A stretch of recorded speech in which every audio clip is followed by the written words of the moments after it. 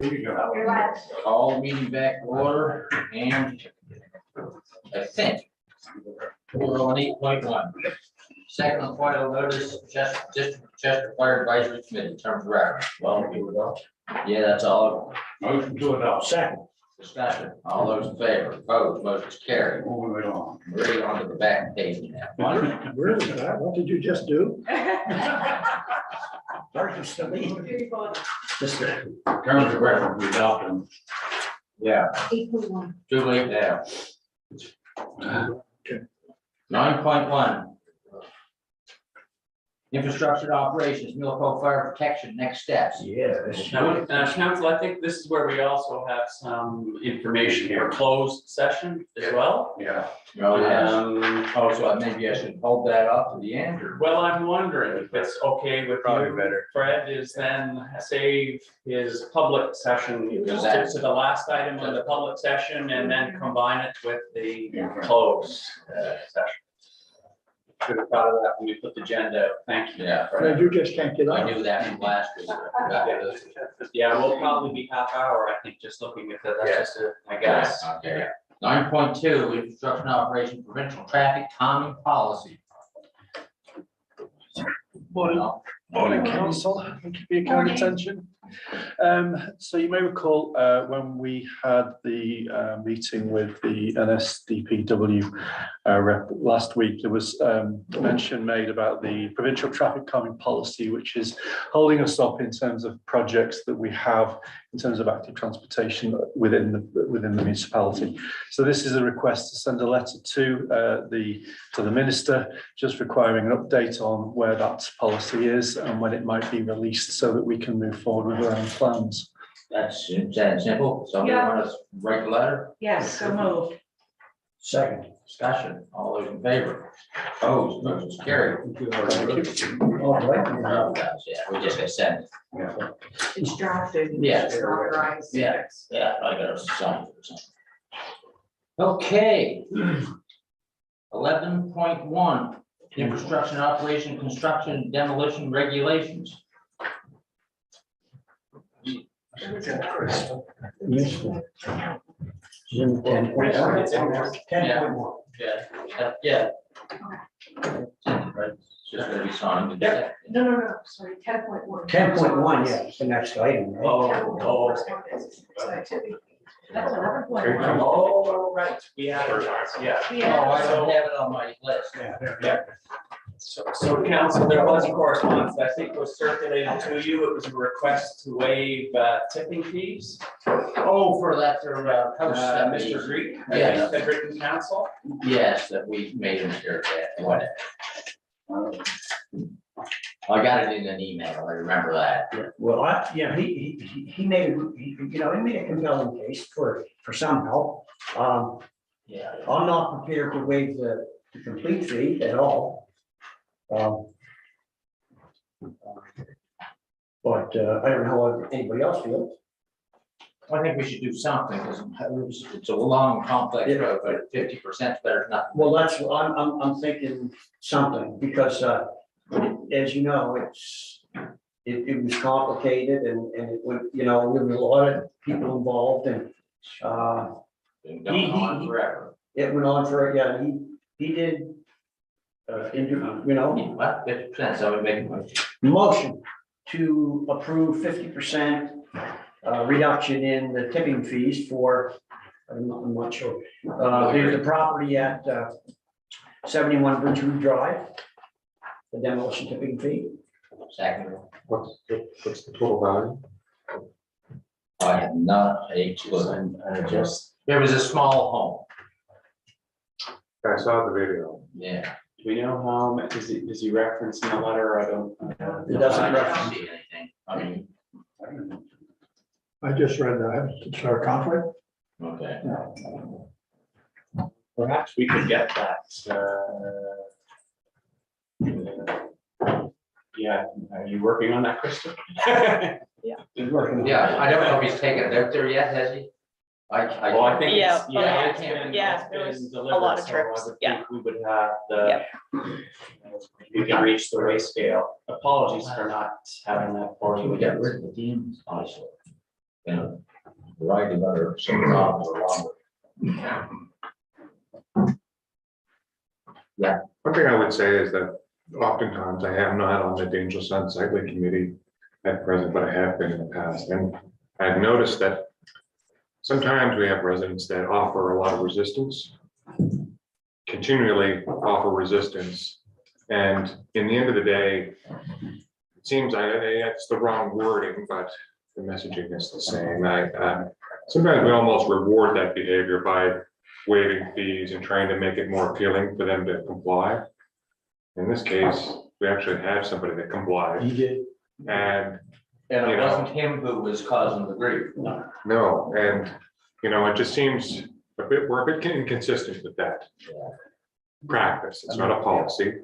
And he made in his letter, had the waste actually been placed at curbside, we would have collected it in the end anyway.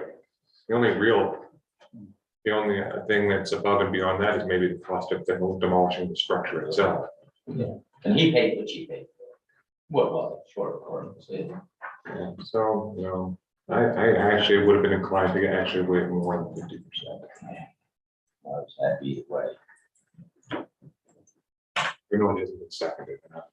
And, Should have yeah, waited to and have the Cody had the discussion. map, yeah. But, That's okay. but I don't know what we're talking about. Is this $10,000? No, Two or- no, that's fair. What? Yeah, absolutely. Don't know if we're gonna get. Not that fast. So we can, wish you can carry on with the rest of your meeting and then we get that number returned to. Okay, so we didn't So have. I'll rescind the motion. We didn't have a second. We didn't have a Okay, so it didn't Oh, matter. oh, Thank you. okay, No problem. Just have to calculate it. yeah. Okay, we can go on to the growth plan strategy until she finds that. It's not me. Well, Not here. Nope, it's 11.1. oh yeah. You can stay with me. Well, tell her that she can't try to find all that stuff. So 11.1 is just an information Okay. update for you on the construction demolition regulations that are coming our way. And just thought it important for council to have some awareness. Okay, so we get that, then, About what staff are planning for. Okay. Yeah. Do that one up quick. yeah, Okay. So basically, this is just brought to your attention. The current situation is the Department of Environment and Climate Change has brought forward a policy change related to C&D, construction demolition material, for this upcoming fiscal year. Our existing approval that we have for our C&D site is expires December 31st, 2025. So a little background, I've attached a 12-month notice that they had sent out to review why and what's going on. A lot of this came about because of some fires and groundwater impacts that occurred at other facilities. So this has been talked about for quite a while. And from there, we've had a lot of discussions over the year or so. And essentially, they're tackling like disposal, storage, transfer, and processing areas. So some amendments to the main amendment to the regulations is the chemically treated wood. It will no longer be accepted for disposal in that site. We have to actually landfill that material. So we've just been thinking, I have another meeting coming up this month with the managing directors, Solid Waste Nova Scotia. So there's been a lot of confusion and things like that over it, but essentially just a few things, pointers to give you a heads up that everyone's kind of talking about and to look ahead are things that could impact us.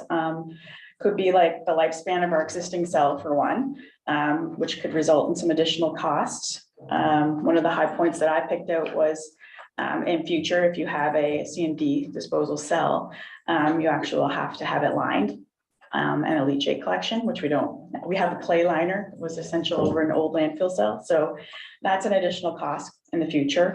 Additional sorting and inspections, which we would need a little bit more staff to do all these things. Chris, I don't want to interrupt you, but Yeah. I just wanted to know what, so they're chemically treated, does that include paint or so painted? No. Or is this like Like a a vulcanized wood millennialized? or Okay, yeah. so they'll still take a painted wood? so far. Okay, So okay, far, just- so good. Yeah. Thank you. But there's a lot of vulcanized wood Oh. out there coming in. Yeah, and identifying too is a big big. That's a deal big for us. issue. Yeah. Yeah, what is and what isn't. The bigger jobs aren't so hard, but we're putting that in our landfill cell. That's Yeah. expensive too, right? So, Yeah. I'll just go quickly through a couple of things we were thinking about. So of course, then that impacts your equipment use, your time, your fuel, things like that. I don't have any actual numbers at this point. There's also an increase potentially in illegal dumping enforcement, because we know that you have to educate the public and everyone, and it can get frustrating at times, so it'll be something new. Future costs, it could include some more well monitoring. Like I mentioned there, the line cell was a big one for me for future. And essentially, it can get pricey. And then also consider space remaining for our existing cell. And we should think about when we'll need to apply for that new permit. For our existing C&D site, we're allowed to go as high as the existing landfill cap, which is I think 206 meters. So we're doing pretty good. We have a ways to go, but it does also expire in 2025, and I'm not sure the impacts come that time, if it'll just keep going or if we'll, I don't know. So there's a lot of unanswered questions, but I just wanted to make everyone aware that this is coming and we may need some support on that too. Oh, it's gonna change things. Yeah. So that's that. I'll try to get your other information. Okay. Going back up here. Okay. Good morning. I'm here to talk about the growth plan, which is a very exciting project. This is to follow up from a workshop that we had in December. The original workshop was on the Exit 6 growth strategy. So that was talking about some of the growth pressures that we're feeling in the Exit 6 area. At the workshop, we did have a bigger discussion, which talked about some of the other pressures that we're feeling on housing and inflation, and in particular workforce. So we recently did a business retention and expansion project, which will be coming to council soon. But the survey had been completed at that time, and we had surveyed 100 businesses. And not surprisingly, the top two issues or areas of concern were around housing and the skilled workforce. So that ties in nicely to this growth plan piece. At the workshop, so as a result of all that discussion, and we did have great discussions around how to plan for that plan for that population growth. There was general agreement at the end that the preference would be for more of a comprehensive plan versus focusing just on one particular exit, but look at the other exits as well along the 103 highway, as those are areas where modern development tends to occur. So from direction from the growth strategy workshop, staff took a stab at preparing a high-level scope of work, which is what is in front of council today. We're looking for input from council, this is just a check-in to see, is this What you want. is this what you want? Is this what you're expecting in terms of elements? There's a number of elements here, and I can quickly touch on them. There's 7 here. They've sort of been tried to put in an area or an order of timing in terms of what should be done first. The first one is, okay, at the workshop, we talked about, in particular, our demographic trends and our population over the last number of years, how it hasn't grown, but in the last census, it did grow 3.7%. This first step is to really look at forecasting. So how can we quantify expected growth over the next number of years, as well as taking into account that workforce piece. So we'd like to consider the occupations, the ones that will be most in demand from our current businesses, because that would have an impact on the attainable housing piece. So what does attainable housing look like for our workforce? Because you would look at their household income and then the cost of housing and the definition of that based on the household income. This also would help influence or feed into one of the later stages of the project, which is the people attraction piece. So what kind of future residents are we looking to try and attract? And this would feed into that. So the second part is 3 elements that we think can happen at the same time.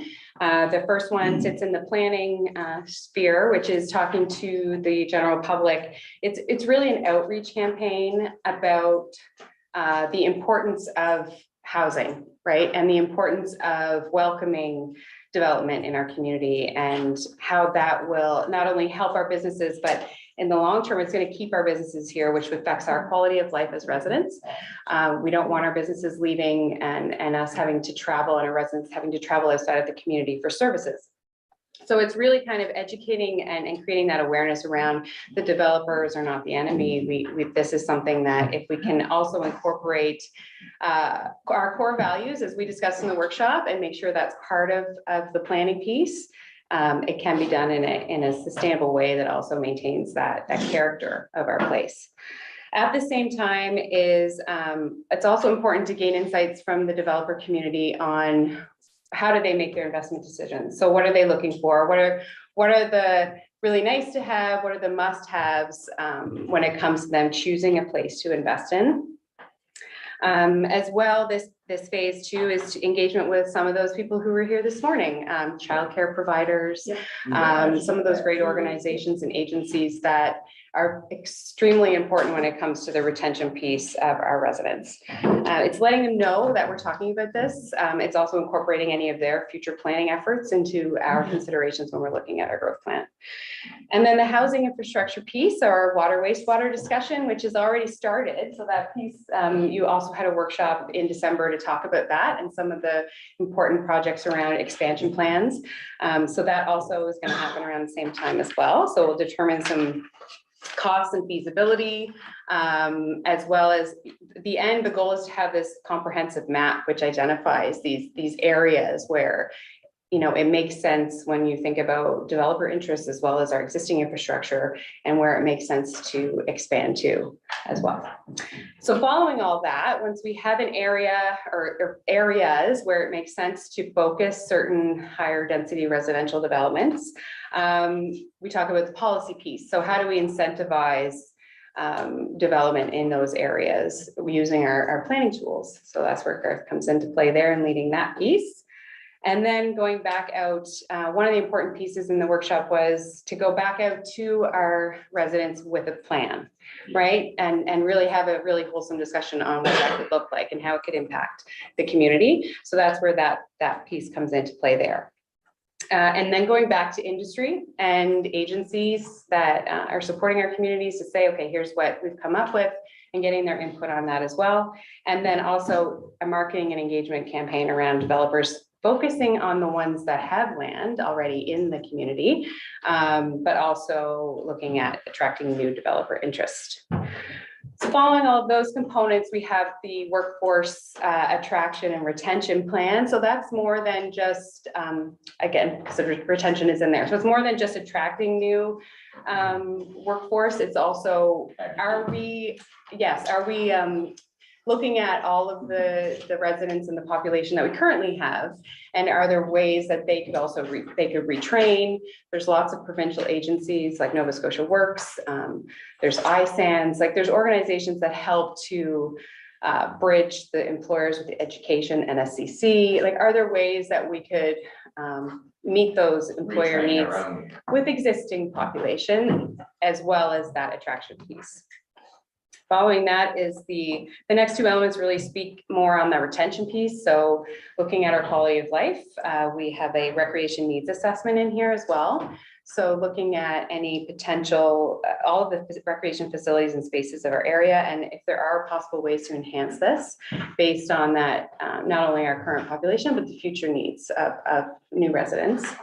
And then the transportation and active transportation network piece as well, which plays, they're very aligned, but not just active transportation. We're also, are there ways we could improve park and ride facilities, for example, to encourage better use of those? Is there a bus network in the future? Like, this is more like longer term transportation network pieces where we can look at how we can efficiently move people in and out of the municipality. So that is what the team has come up with in terms of a high level scope. So again, I'm looking for council's feedback on it. If you agree with it, then our next steps would be to hold a kickoff meeting and talk about, some of the more detailed pieces of how long it's going to take for each of these elements. You want her to go and do it? Certainly, I think so, yes. Just as a question around public engagement and awareness campaign, an outreach campaign to engage the public And I thought I saw, public consultation, okay, residents and community organizations. So maybe I didn't read this as carefully as I should have for today's meeting, but I'm okay with it. So maybe if I read it a couple times, I'll just admit. So are we talking about going out to the communities over a period of time? Obviously, we're not rushing anything. And we're incorporating within those discussions a good number or all the things that you've identified, like developers and the need for workforce attraction, recreation needs assessment. Like, is this all going to be coupled together? And we're going out to, Beach Hill, the Western Shore, to Gold River, to New Ross, to New Winchester? The great question on the public engagement piece. So the intent behind what's laid out here is the first public engagement campaign is all around general need for housing and how important it is to be a welcoming community when it comes to the housing developments. The second piece that's in here is on the proposed plan for housing. So the workforce is kind of after that. There will certainly be engagement on the workforce piece, but that would probably be more concentrated with industry than it would be for the general public. Okay, so some of them will be broader, and some of them will be focused. Yes, okay? Okay, yes. That's good, that helps me understand.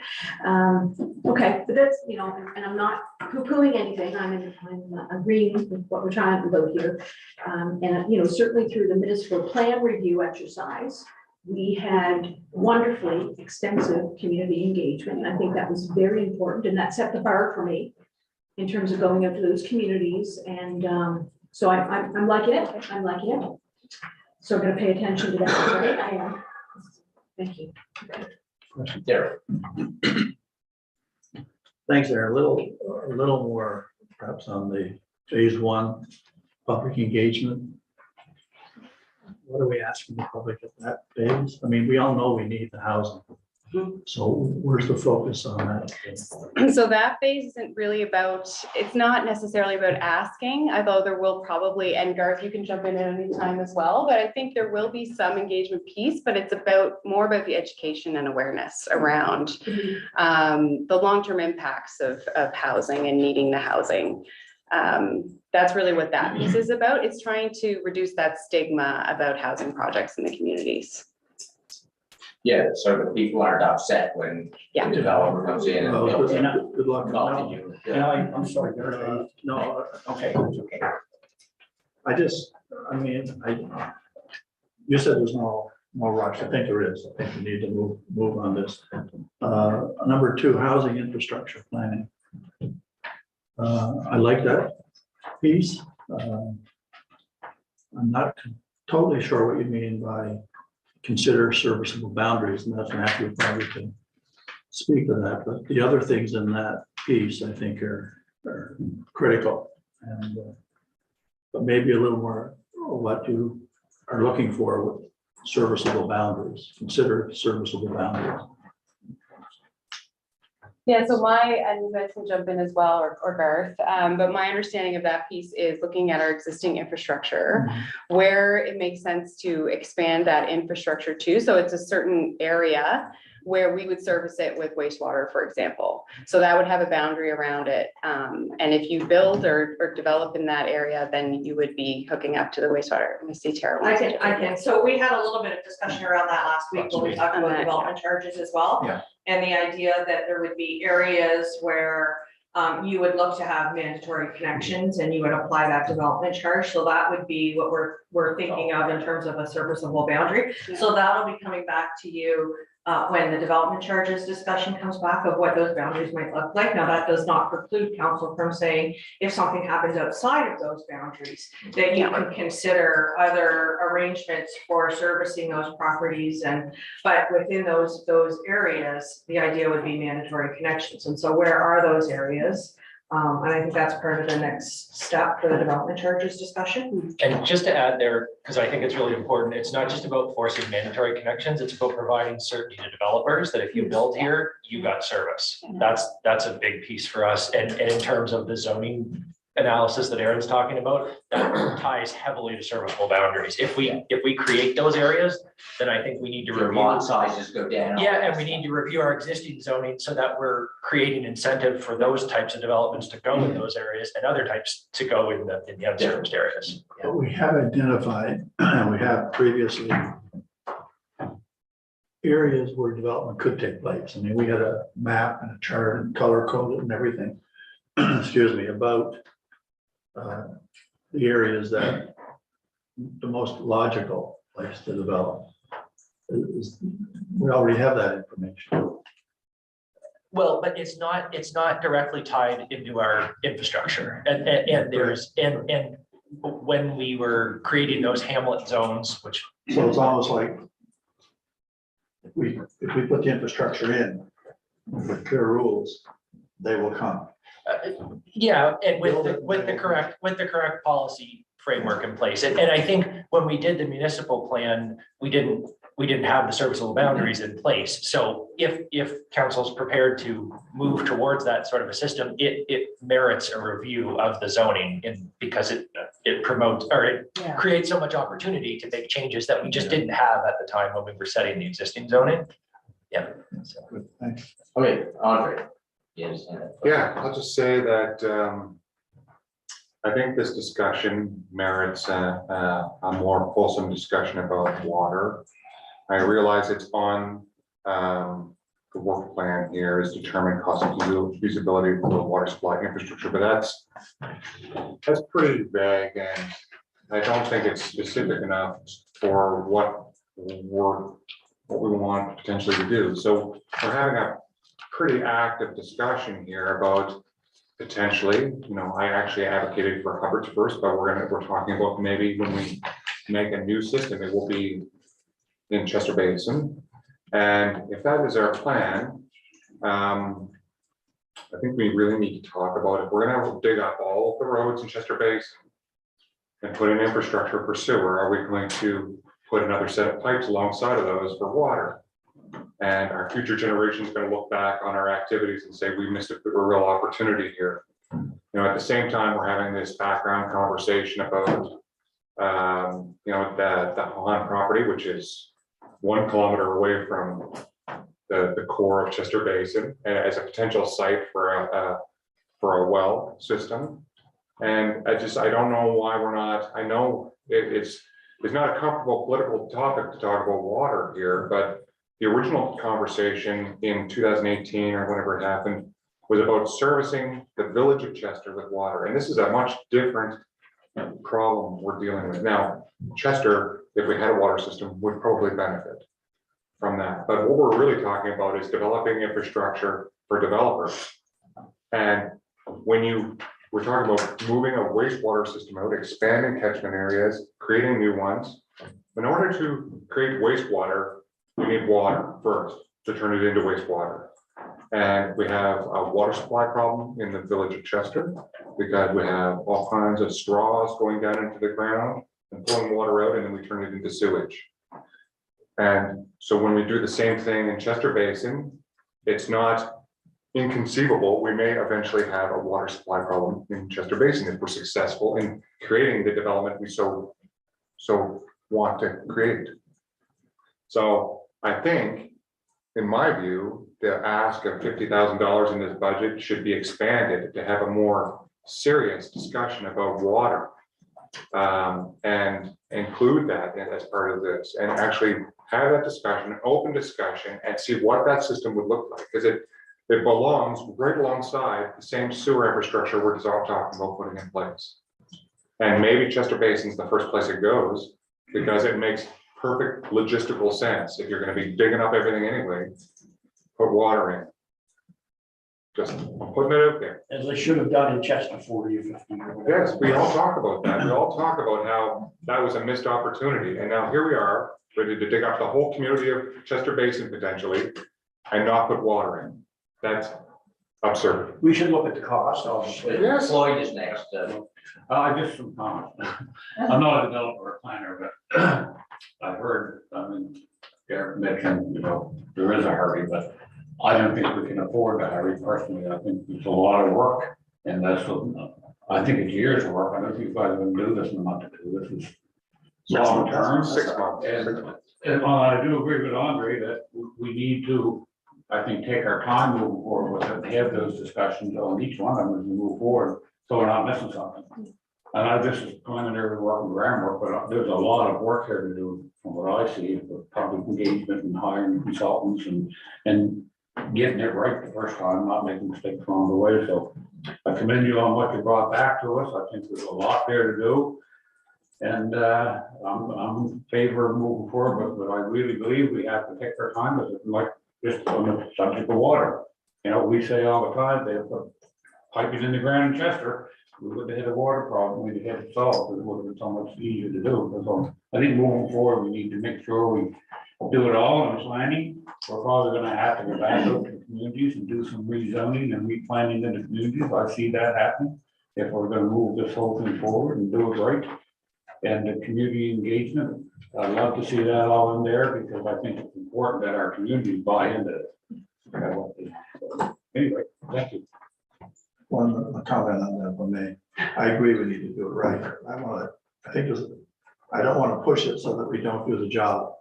But I think we have to show some urgency in the sense that this is a priority. And it has been, Tom, here now. There's things they can do now, and there's Yeah. things that'll take a little longer. Yeah, I agree. I think we're on the same page there. I guess we just use different language. Yeah, just on a different subject, I like the fact with the public education and awareness piece. I like your terminology and I think it's attainable housing. Just repeat it because just from personal experience. I mean, when someone hears affordable housing, their head blows off. It's like, I don't want that next to me. And I think it not only covers the fact that it's attainable, but it's affordable housing is subjective. I mean, what's affordable in Beach Hill is not affordable in Chester.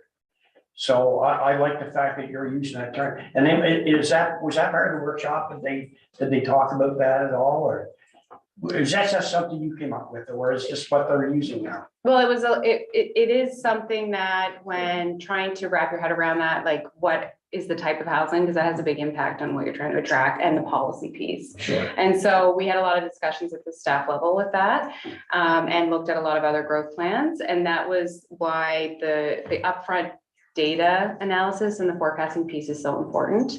And to figure out what does attainable mean, because the definition, like you just said, is not the same in other communities. So yeah, it just came through. I think we did touch on it at the workshop as well. But you know, there was a lot of thought behind how do we really define that for us as a community. Thanks. I just want to make a quick comment on budget. What you have in front of you is essentially the collection of a bunch of existing elements plus new elements. Some of the existing elements, like our wastewater needs assessment, are already being funded under other budget requests that came to council. Council also recently approved some funding related to community wells and identifying potential water supply sources. So that they can correct me if I'm wrong, and I know community development has some funding to use subject matter experts to help them with their priorities. Most recent example is when we used FPM for that heritage related work. So this 50,000 is just kind of a placeholder to help us advance some of the elements that aren't already already funded. And I think you'll, if this kind of comprehensive growth planning document is endorsed by council, I can see it getting more sophisticated and more detailed over time, but it'll guide how we prepare budgets for all the areas that are in your growth plan: water, wastewater, active transportation, recreation planning, etc. So that 50,000 isn't, you will have everything you need with the $50,000 budget. It just helped us advance some. Get it moving. Yeah. Tina. Yes, again, just talking about housing and outreach and community strategies and so on. completely aligns with John Gamey when he came in and presented.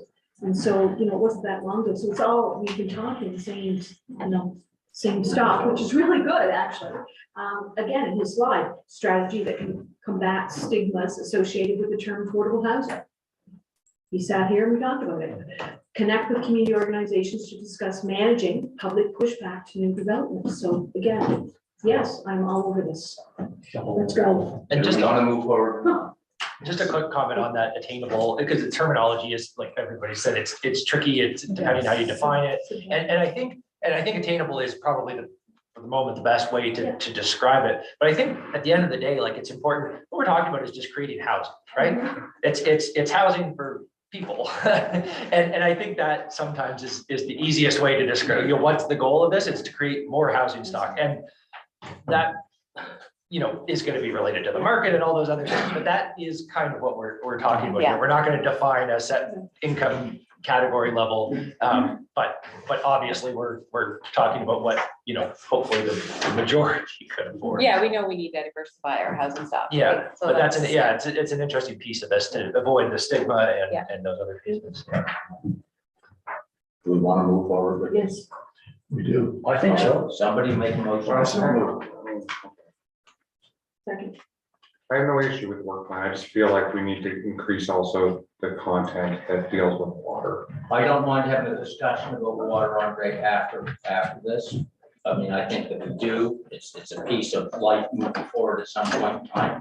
But I can tell you right now that I do not want the expansion of the sewer in Chester Basin held up because I'm gonna put water in at the same time and we can't do it both because we don't have the money and it's gonna take 10 more years. That I don't want. But the piece on water is in there, just not. Well, yes, and we're doing some test wells to determine whether or not we even have water, and all that kind of stuff needs to happen, but that takes a lot of time. So I don't mind having the discussion on how we move forward with water, but I don't want it holding up sewer expansion in just. I don't want to hold it up either. That's the last thing I want, actually. I feel like there's a real opportunity to finally move this thing off top dead center, and for the right reasons this time.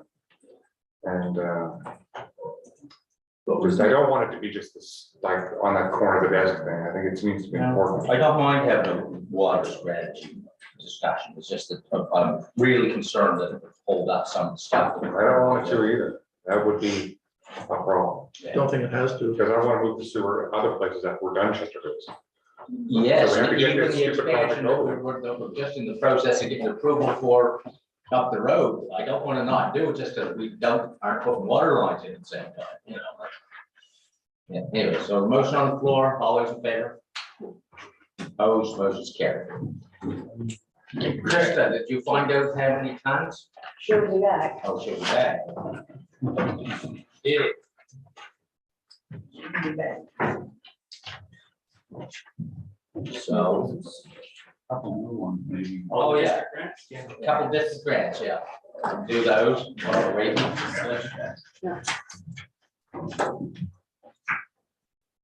Yes, the district grants were included in your package. They were just circulated this morning, and it was accidental, but they're on the blue paper, so it makes them easy to find this morning.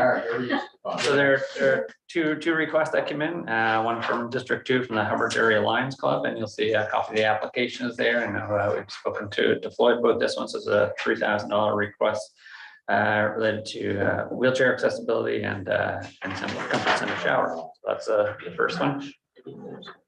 It is to do, a comfort center, a shower and wheelchair accessible bathrooms in. And part of the reason is because of the comfort center. I'll make a motion to approve the request. Second. Moved in second, discussion, all those in favor, opposed, motion carried, second. Second one is from Chester Minor Hockey Association, and we have the copy of the application there as well. And there's specifically, they're looking at some new jerseys that are required and that tournament that's coming up. And so I believe they've reached out to Derek, has spoken to Derek with a few of the details in there. And You'll see the application. Yeah. And Sharon's. Yeah, I've agreed to split that. Okay. And I just wanted to see if there's anyone, it's a minor hockey request. I didn't know if anyone else wanted to share in that. or not. I mean, Sharon and I are prepared to fund this request, but because it is related to everybody, somebody might want to be part of that, so I'll just leave that opportunity to anyone. We're just putting it out there. Just putting it out there. I would, but I'm at zero. I know a couple are at zero, a couple of people are really good at spending their money. So that $2,000, so Right now, 1,000 for District 3 and 1,000. And Okay. Move in second, Yeah, I'll move. I'll second. discussion, all those in favor, opposed, motion carried. Okay, Sledge. oh, your sledge, yeah. Yay. Been a long meeting. I don't know if I can get some energy to talk some happiness here. That's all right. I think I can. You take your time. Oh, thank you, Adele, thank you. So Mother Nature's cooperating finally. So we had, as you would have all recalled, been reading with great interest in your municipal rep guide, organized with the partnership with the rec department and also the South Shore Ice Storm Sledge Hockey Team, which is mostly out of Bridgewater, LCLC, I think. We will all be in New Ross tonight at the outdoor rink. So we have, again, I don't know the numbers of individuals from the South Shore Ice Storm Sledge Hockey Team who will be in attendance. It's kind of a flowing situation depending on the dates, because this was our fourth date to try this. So they bared with us, as have, I've been in contact weekly with Karen Lake over at Bonnie Lee in terms of, again, if Mother Nature cooperates and we don't have slippery roads tonight, a group will be coming in from Bonnie Lee. It's for all ages, all abilities, all sizes can fit and participate in the sledge equipment, as the best way I can say it. 4-H will be, it's 6 to 9. We, of course, are putting in place, again, fourth date here, the ramp that was constructed. Jody Conrad came in one evening and worked with our rink committee and constructed the ramp.